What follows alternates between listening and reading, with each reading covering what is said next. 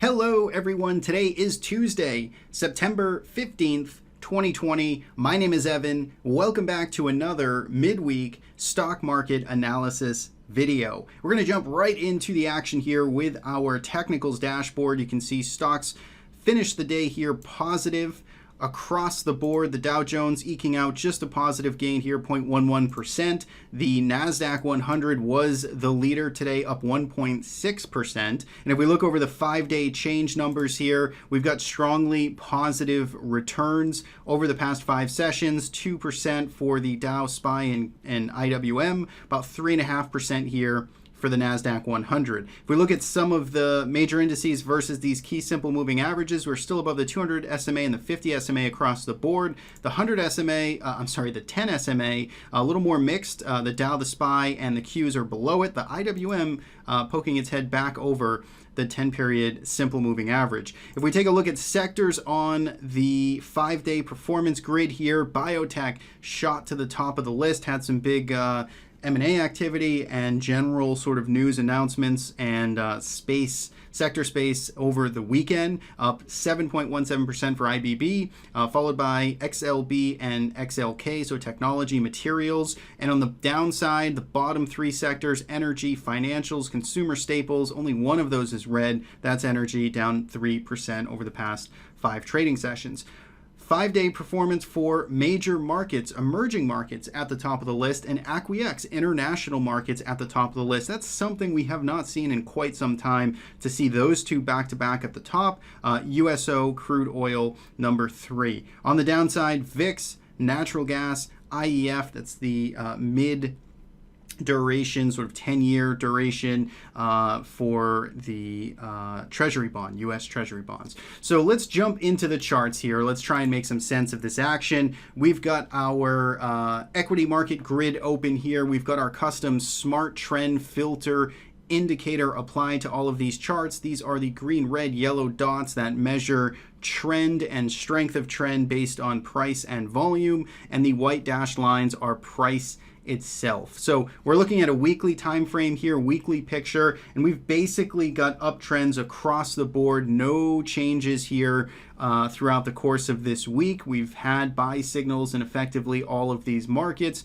and that continues to be the case. If we go down to the daily chart, these are where things are getting very interesting and very mixed here. And this is where you can clearly see that markets are at crossroads. If we look at the top left for the S&P 500, notice here that our trend filter went yellow back on Thursday, September the 3rd. I think this was the first real big day of selling we saw in the market. Our filter here kind of picked up that something is changing, and it's been basically a little bit rocky ever since. We've had a couple of blips here of red, and we're still then only we're only persisting in that red state for about a day, and then we're going right back into neutral. So this is basically saying there's lots of chop, there's lots of uncertainty, there's two-way action, there's volatility, and that's basically what we're seeing. And the outlook here in the daily chart, in the let's say 1 month or less camp,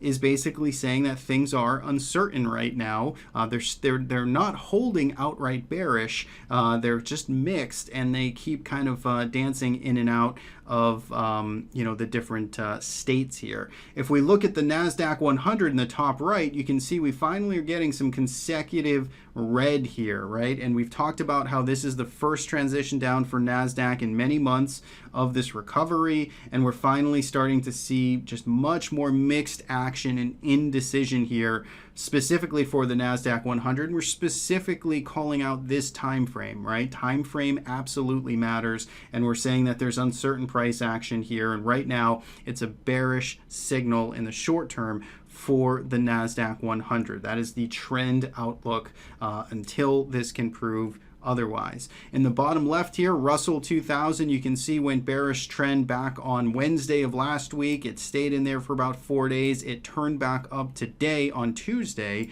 We're going to talk about the price action of IWM in just a moment.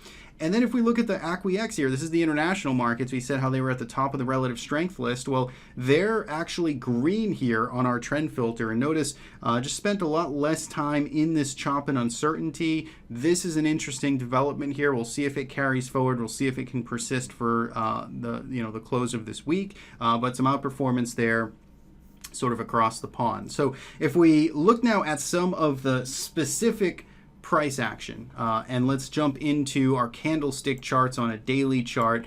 This is the S&P 500. This is what we've been battling in. We've been effectively kind of duking it out sideways here in this range. These are kind of the prior levels that we've had drawn on here. And you can see they're not totally encapsulating price, but you can clearly see kind of the lower bounds down here around 33.25. You can see the upper bounds around 34.20. And we've effectively just been moving sideways in this, call it range, just like that. So there is kind of that mixed indecision turbulence right now. The market's making up its mind. It saw this high volume thrust, this break of longer, of kind of a short to intermediate term trend here, which we saw the first week of September.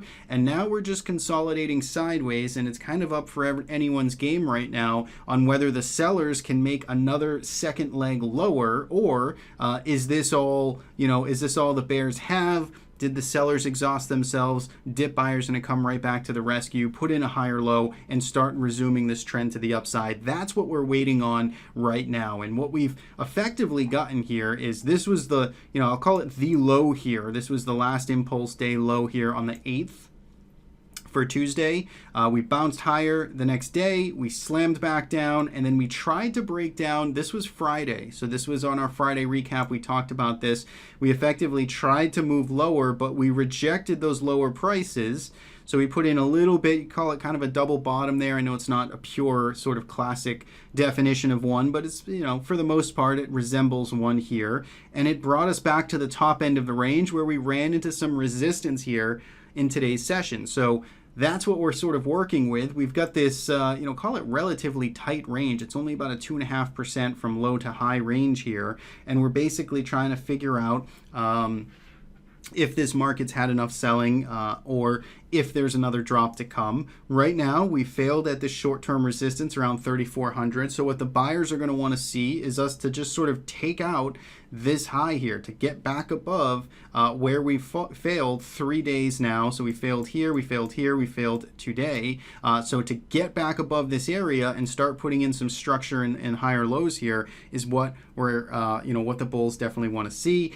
If we roll over, if we come back down to this range, if we start taking out 33.82, then I think that absolutely starts our second leg lower, and I think it could be a fast leg lower. If we start losing 32.20 or so, I would say, this 31.40 area, it's certainly not a guarantee. It's not even a prediction in the sense that it has to happen. But if we start losing this area here, I would say that this level down here opens up pretty quickly if the sellers start taking control under 32.25 or so. We'll see if that happens. Again, I don't know if I'd even put that in the higher probability camp right now, but it's the open mind outlook that I would want to have navigating this in the short term. So S&P 500 battling it out, 33.30. That's the big level to hold, and we'll see if that indeed can hold.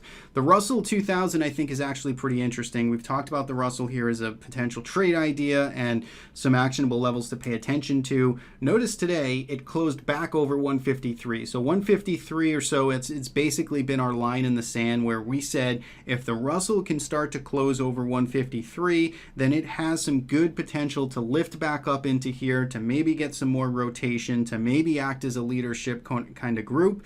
And we're just, we got just the sort of worst look at that happening, in the sense of we gapped up and then we closed near the lows right at this level. So again, it gives you just enough. The market sure knows how to make these levels difficult, but we're right at this zone here. And again, lots of mixed signals, but it is encouraging, even though this candle is not pretty, it is encouraging to see that the Russell is trying to get back above this level. And if you notice on a relative basis, the Russell is the only of the major indices that's actually trying to clear over this short-term resistance. So effectively the highs it made a few days ago. Because again, if we look back here at the S&P 500, notice we're still well below the lows here from Wednesday and Thursday. The Russell 2000 is above it. If we look at the Dow Jones, you can see we're below it. If we look at the Qs here, we are below this highs, the highs that we made here on Wednesday and Thursday. So the Russell is trying to put up some marginal outperformance here. And I think that'll be interesting to watch. Again, the longer it can hold above 153, the better. If it starts falling right back below this area and starts rolling over, then all bets are off. It's just as suspect to sort of roll over to the downside as any of these other markets. So IWM, some near-term encouraging action. Let's see if they can keep it in there through the Fed, which we have coming tomorrow, and then basically the rest of this week. Nasdaq 100. So this is, again, the leadership group. All eyes here. This is what's been essentially lifting the markets for this recovery phase from March. It suffered the steepest sell-off. It is holding where it needs to hold. So this 265 to 268 area, this was the old breakout level in August. We came back down and retested it, kind of slammed back down and retested it. But price structure and buyers stepping in here is encouraging, but we're not out of the woods yet. So basically, you know, everything we talked about for the S&P 500, getting back over this high in here, lifting up, putting more time above this zone, putting in more structure, confidence, and price structure that a higher low is in place here. That's what the bulls want to see. If we start to roll right back over, if we start to fall and falter below 268, all bets are off, and I'd say it's a quick trip down to at least 252 or so if we're going to make a second leg lower. So that's sort of the outlook there. It's a mixed picture, and there's you know, evidence for both sides of the directional camps, so to speak, right now. So you have to stay a little bit nimble. I'd say that encouraging to see all of the indices up right now in the middle of the week. So we're trying not to go 3 weeks down in a row for all of these indices. They're holding, lots of these places are, lots of these markets are holding where they need to hold at this level, and we'll see if that continues to hold. So that's sort of the outlook there.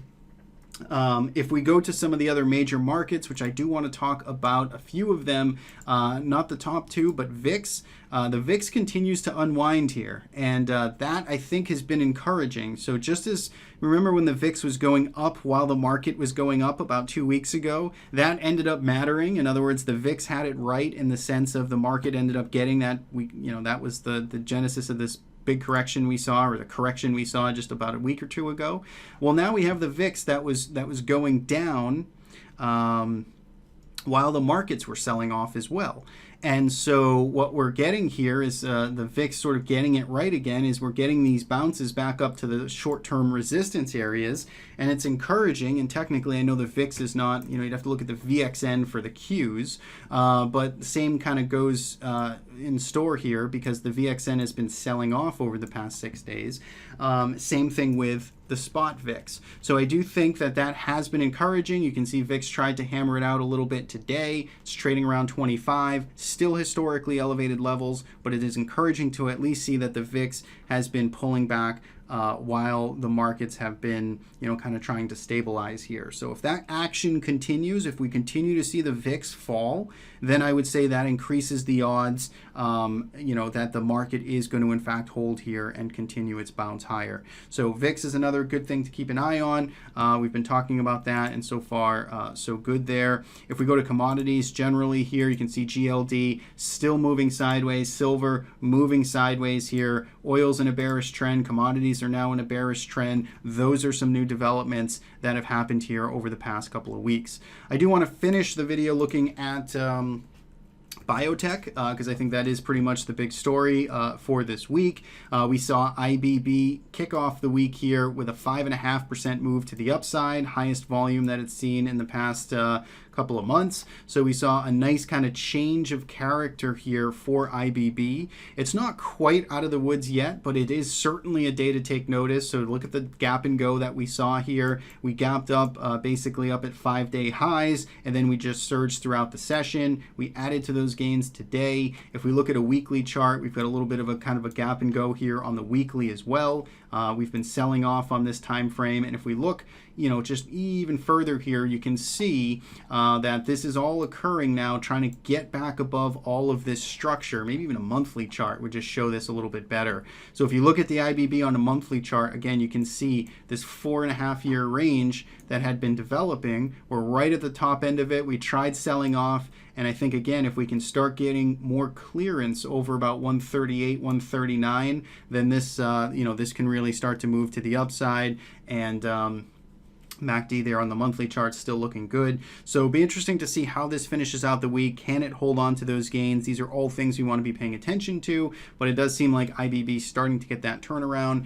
Full disclosure, we do have a decent amount of exposure here in individual stocks outright, and we do own the LABU 3X ETF that we picked up earlier this week on Tuesday. I'm sorry, not this week. Last week on this sell-off here. So we do have some good exposure here, and hoping that this can continue. But for now, I think it's certainly worth paying attention to as a sector that is, kind of at a pivot inflection point. One other way to sort of read the XBI, so to speak, is, you kind of had your low in here. You had a quick but higher low get put in right there. You had your first higher high, or your first high, I guess, here, and now you're starting to work towards your higher high. So you effectively have this trend reversal and a series of higher lows and higher highs that are starting to take place. Another way to sort of read that, dissect that in terms of price action. So that's it. I think that is everything I wanted to talk about. VIX still heading lower, Russell marginally higher, Biotech at an inflection point. We've got the Fed tomorrow. We've got more headlines. And yeah, that's, I think, everything. So thanks, as always, for tuning in and watching. We do these videos every Tuesday for the midweek. We do our long-form market recap analysis on Fridays, and we'll be back tomorrow with some swing trade ideas. Have a great rest of the day, and we'll see you back here tomorrow.